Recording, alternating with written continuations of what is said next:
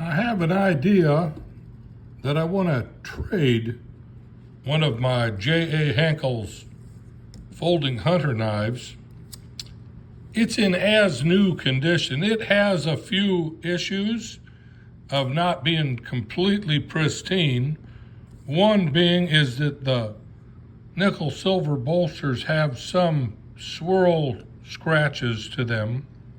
I believe it's from, I don't know what it's from, but they're not mirror shiny. The blade, however, is in perfect condition. Never cut anything. Never been scuffed up or bent or beat on. But like I said, the nickel silver bolsters show signs of swirls, and I have some still pictures that'll show that a little bit better. I know about 340,000 TV shows, including Game of Thrones, which...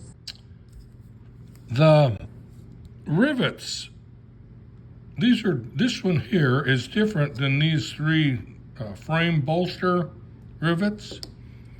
And I believe this one is separate on this side. It has something to do with the hinge assembly.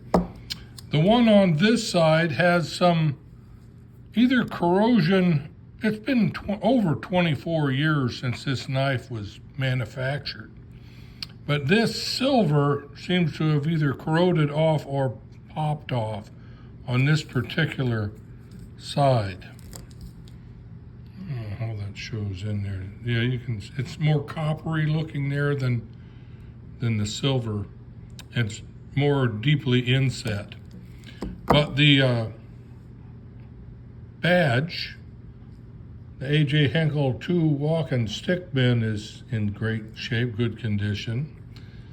The frame is in excellent condition. The bolsters, the backbone.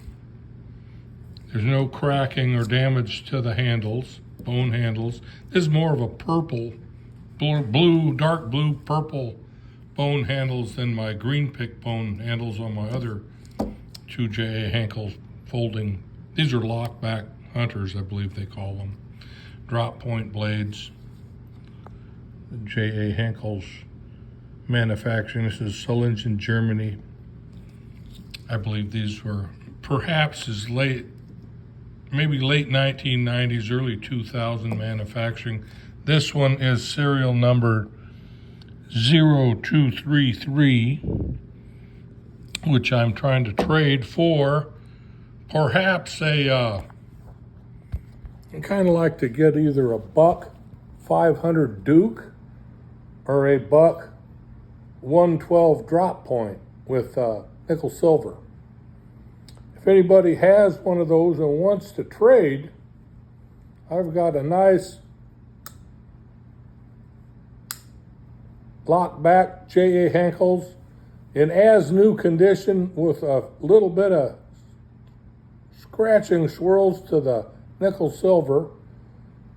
And like I pointed out, the issue with the body rivet on the back side, it's not a functional problem, it's a cosmetic issue.